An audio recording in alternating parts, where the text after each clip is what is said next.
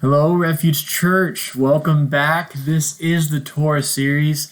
And guys, we are completely finished with Genesis. And it was just so good to go through that book step by step. And we didn't hit all of the stories, and there's some good stuff in there. So go back and read it if you have time. But man, we learned so much. And if you remember, we asked from the text, we said, okay, I see these stories and we see what's going on, but what does the story say about God? That was one question. And we asked, what does the story say about man? And then the last question we asked was, what does the story say about our relationship with God? And so I just want to kind of take 2 or 3 minutes and just look back at Genesis and see what we learned so far. And I'm not going to read all these, and I know you can't see them, but I'm going to just kind of pick and choose a couple from here. We learned about God, that He is obviously the creator and life giver and the sustainer of the entire universe. That's how powerful He is. He gives good things. He makes things orderly, and He brings out of the chaos. He brings order, and He makes things flourish. This is the God who glories in Himself, but He also cares about the happiness of man. This is a God who gives good laws for our good. He is a merciful and pursuing God. He made an unbreakable promise, an unbreakable covenant with Abraham and down through Isaac and Jacob. He is the God of Abraham, Isaac, and Jacob. And that's what we're to know Him by. God is the God who's in complete control of history. And He has already, now in our day and age, He's already sent a king who is the Lion of Judah, and He is to be praised by all people and obeyed by all people. That's the God that we see in Genesis. That's the God of the Scriptures. What do we know about man now from the book of Genesis? Well, He's obviously not the creator. He is created. He's finite. He's completely dependent and completely sustained by God.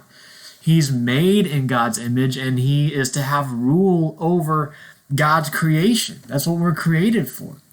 We have fallen into sin, and we doubt God's goodness, we doubt God's love, and we doubt His authority, and we actually rebel against it, and we want to put ourselves in the place of God, and we look for good everywhere else but God. The Scripture says every intention of the thoughts of His heart was only evil continually. That's who we are in our sin, and that's where we must be rescued from. But God pursues and God restores. Amen. All right, and what about this relationship that we have with God? What are we to know about that from the Scriptures? Well, man is to live by God's laws according to God's design, and we are to be seen and fully known by God and unashamed in His presence. I love that. And now our relationship, since we were born in sin, now our relationship with God is based only on mercy and grace. If not, we're hopeless, right? By sinning, we lost God Himself, and so the whole point of all of this is that we get back in relationship with God, and we must depend on God to come through for us. God is our source of strength. God has the ability and the authority to do what He wants with our lives at the exact time that He wants with our lives, and He is still good, even if He brings us through points where we see chaos all around us. He's still good. And your place and my place is not to have control over the situation, but to trust God's control in every situation. So here's the first challenge before we even dig into Exodus is this is the God of Abraham, Isaac, and Jacob. That's why I wrote it there at the top of that note page. When you think of God, don't just think generally, okay? Think of how God has been revealed, how He has revealed Himself in the Scriptures. And think of the God of Abraham, Isaac, and Jacob. And whenever you hear me say that, or whenever you think that, or whenever the Scripture says the God of Abraham, Isaac, and Jacob, think these things. Think of the faithfulness of God. Think of the promises of God. Think of who He is in sustaining us and pursuing us and being merciful and gracious to us. Let these things flood your mind as you pray, as you seek His will, as you live your Christian walk, your daily life. Okay, so we are in Exodus. We're going to start Exodus today, right now. And if you remember, we just left off at the end of Genesis, where Joseph brought his brothers into Egypt, into the lands of Egypt, right? And there's a famine. And so Joseph's brothers and his father and his whole family, his father is Jacob, right? Whose name is now Israel. So Israel and Israel's family is now growing up in Egypt. And let's turn to Exodus chapter 1. This is just really a continuation of the story. There's no real stop. We stopped in Genesis and pick right back up where we left off here in Exodus 1. I'm just going to read these first few verses. It says this: "These are the names of the sons of Israel who came to Egypt with Jacob, each with his household: Reuben, Simeon, Levi, Judah, Issachar, Zebulun, and Benjamin, Dan and Naphtali, Gad and Asher. All the descendants of Jacob were 70 persons. Joseph was already in Egypt." We already knew that. "Then Joseph died, and all his brothers and all that generation." Wow, okay. So we're in a new part of this story. "But the people of Israel were fruitful and increased greatly. They multiplied and grew exceedingly strong, so that the land was filled with them." So just as God was with Joseph and He made Joseph to flourish and to increase and be fruitful, now He is bringing that blessing on the people of Israel, and they're growing up and becoming fruitful in the land. And we're not going to read any farther, but as they grew up in the land, the Pharaoh started saying, "Hey, I don't know these people. I'm a new king. I don't know what they're going to do. They're serving a weird God, and I don't understand it. I'm going to make them slaves of us so that they don't take us over and overthrow us." So they enslave Israel. And so through the flourishing of Israel, they actually become enslaved, which is kind of backwards, don't you think? But anyway, so things aren't looking too good. But we're going to meet a guy named Moses. And I know you've heard of him, but I want us to see where Moses comes from. How does he fit in this picture? We know his stories, we know what he does, and we're going to study more on that later, but who is he? Chapter 1, verses 1 and 2 says this: "Now a man from the house of Levi," and we know Levi, right? He's one of the sons of Israel. So out of the house of Levi, from the tribe of Levi, right, is a man, and he took his wife, a Levite woman. The woman conceived and bore a son, and when she saw that he was a fine child, she hid him for 3 months. So this is Moses. The baby in this story is Moses. So Moses is from the tribe of Levi. So he's not just some rando guy coming in here and just kind of butting into the story. This is God raising up through the tribe of Levi a man for himself, and we know he's going to become a leader in Israel. What's crazy, though, think about the story of Moses, okay? Pharaoh says, "Hey, I'm going to kill all of your sons from 2 years old down." And actually that doesn't happen because the midwives, the Egyptian midwives, they say, "No, we're not even going to take part of that." But still the Hebrew women are in hiding, and they're trying to hide their sons, and it's just chaos, and things are looking dim, and Pharaoh is coming down very hard on the Israelites. However, think about what Satan's trying to do. Think about the big picture here. Satan is trying to use Pharaoh to destroy God's chosen people. He's trying to come completely up against God's promises by destroying the people of God through Pharaoh. And I love what one commentary said, because, let me back up. whenever Moses was born, and Pharaoh has this law. Okay, all male children should be killed as soon as they're born, basically, right?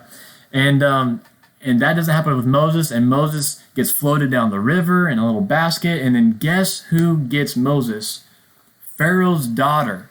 Pharaoh's daughter finds Moses, and things are just kind of coming together perfectly because no one finds Moses until he's about 3 months old, and it gets floated down the river, and then Pharaoh's daughter herself finds Moses, and so Moses grows up in the Pharaoh household. How crazy is that? Like Pharaoh wanted to kill all Hebrew babies, and Pharaoh's household actually raises Moses. So this is completely flipping Satan's plan on its head. And one commentary I read said this, that the devil was foiled by his own weapon.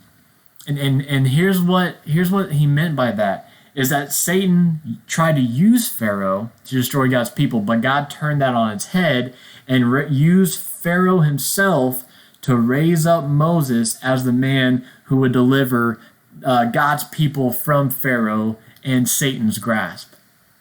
So at the very moment that it looks like Satan is winning and Satan is going to overthrow God's promises, and Satan looks like he's stronger, right, than the Israelites, at that very moment God flips Satan's plan on its head, uses it for his glory. What's the point? Well, the point is that we should stop looking at the world from the world's perspective. The world loses hope quickly based on things like politics and leaders and laws, and we're seeing that almost on a daily basis right now. And people are just losing hope one way or the other. Oh, if this person gets elected, everything's going to go to shambles. If this person gets elected, oh, well, we're not going to be America anymore. Like it's crazy. People are losing hope left and right. And on an individual basis, people lose hope based on their money, on their status, on their comfort. If they don't have enough, they lose hope. And when things fail, the world loses hope. But we see the bigger picture. We see the God who flips Satan's plans on his head, right? We know that God is raising up leaders. Even now in our time, he's raising up leaders. He's raising up individuals. He's raising up churches. He is faithfully building his church, and he's spreading his gospel through the word and throughout the world. We saw that in Colossians 1, actually, in our last study. It says that the gospel, indeed, in the whole world, the gospel is bearing fruit and increasing. This is a promise, and this is an action from God. God is making that happen. So, church, don't be a part of the hopelessness. Don't look at the world from that point of view. Rather, trust in God's faithfulness because you know who he is, and you know what he's already done, especially here through Pharaoh. Isn't that crazy? All right, so the next thing that we see is more of Pharaoh's story.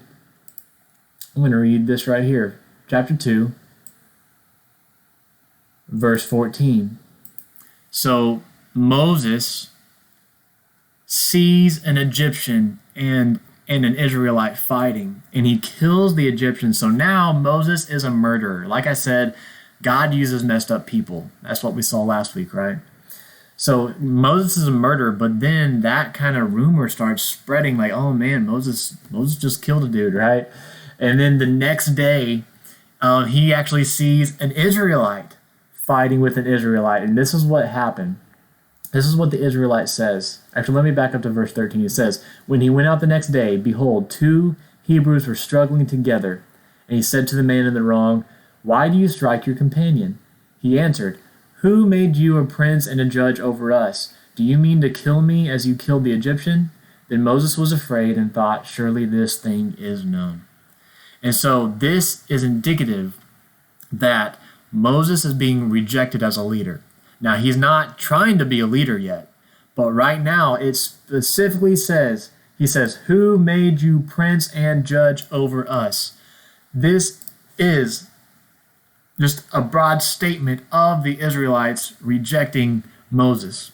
And so Moses had every right in his mind now to say, well, I'm not a good leader. And we'll see that here in a bit. But what happens? So things are looking pretty dim. Israel's enslaved. Moses is now a murderer. He's rejected in Israel.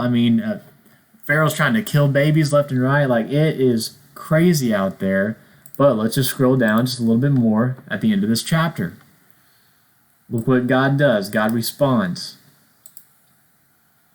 Chapter 2, verse 23. During those many days, the king of Egypt died, and the people of Israel groaned. They groaned because of their slavery and cried out for help. Their cry for rescue from slavery came to God, and God heard their groaning, and God remembered his covenant with Abraham, with Isaac, and with Jacob. There it is again, guys. Like, it's everywhere now. Now that you see it, Abraham, Isaac, and Jacob, like, it's everywhere. God saw the people of Israel, and he knew. Two things I want to point out about this passage.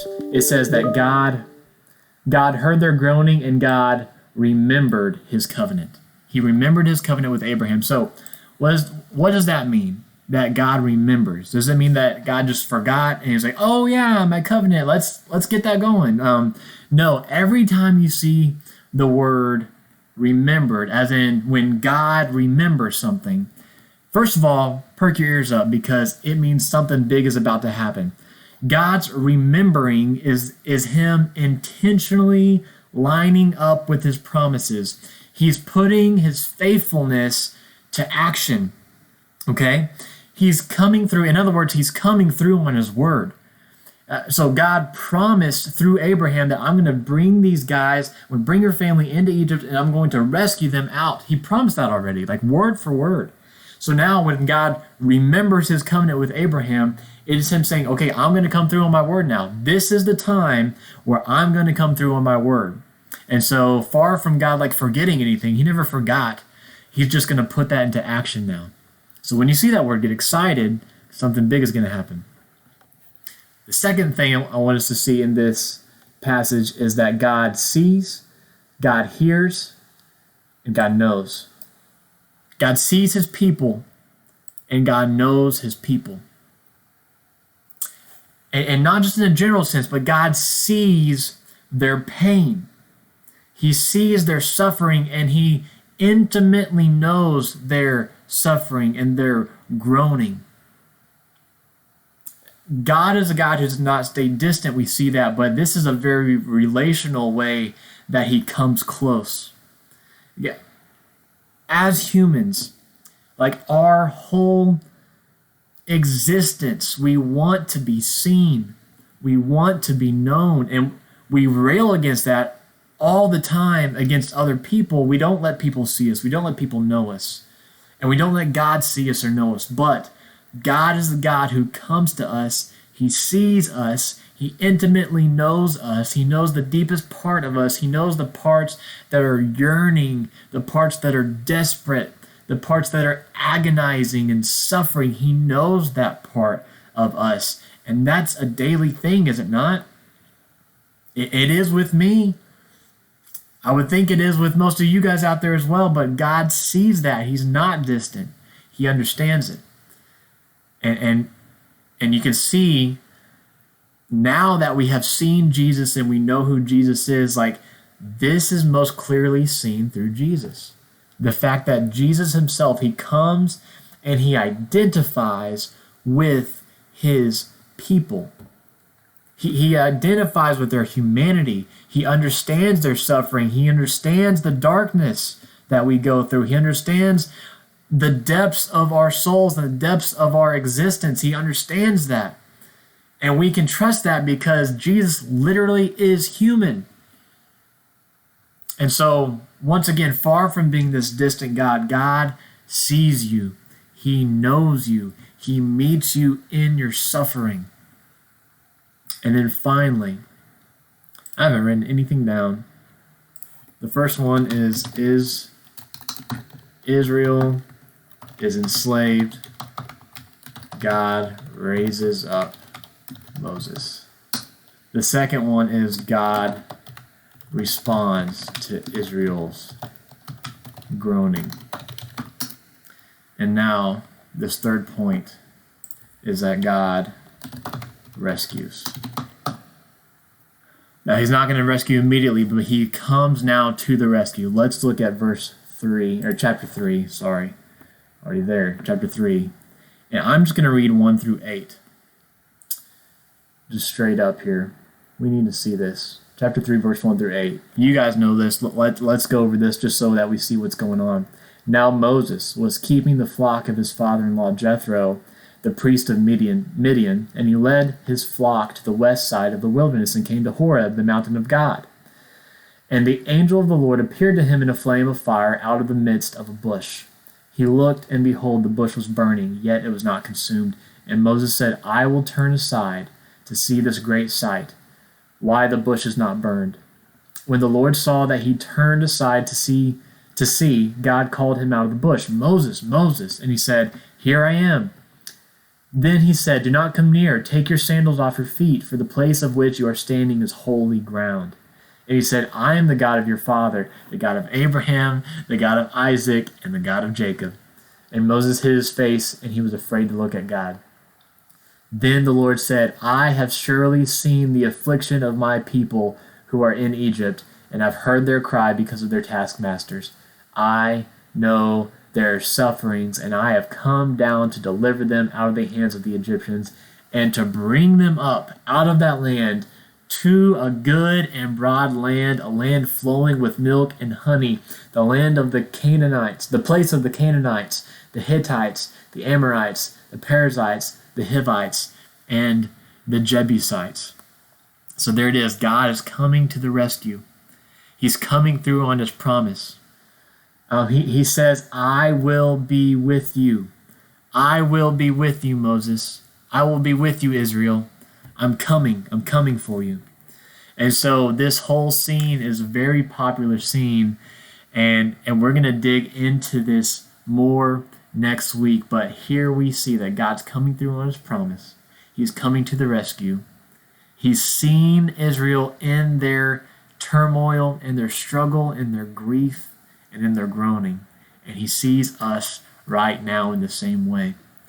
We're going to come back and we're going to meet God by his name, the name that we will use forever to name God. The I Am. See you guys next week.